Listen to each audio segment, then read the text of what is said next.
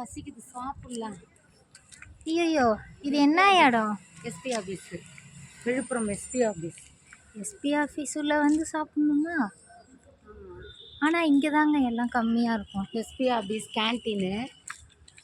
வெறும் 8 ரூபாய்க்கு tea, coffee 5 ரூபாய்க்கு வடை, 10 ரூபா முட்டை. பிரியாணி எவ்வளோ தருமா? வெறும் 65 ரூபா தான். பீஸோட.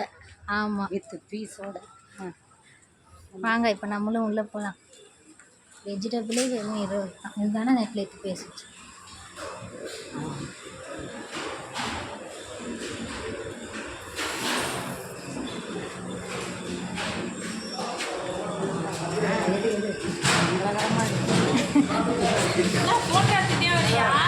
உங்கள் எஸ்பி ஆஃபீஸை இதில் போடலான்னு யூடியூப்பில் கம்மியாக கிடைக்குது எல்லாம்.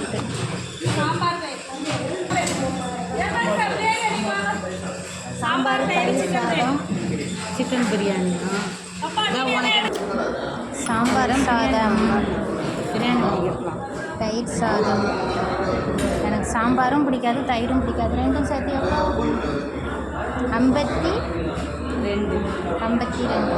சாப்பிட்றது சிக்கன் பிரியாணி. ஆனால் லெக் சேர்த்து அதெல்லாம் எடுக்கக்கூடாது.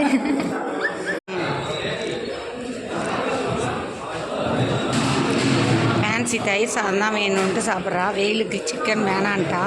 65 ரூபா தான் சிக்கன் பிரியாணி. சாம்பார் சாதம் அதை தான் வேணான்ட்டா. சாம்பார் சாதம் தான் சாப்பிட்றான்ற லூஸு. நீ வேணான்னா அதுக்கு என்ன பண்ணுறது? 65 ரூபா தான் சிக்கன் பிரியாணி.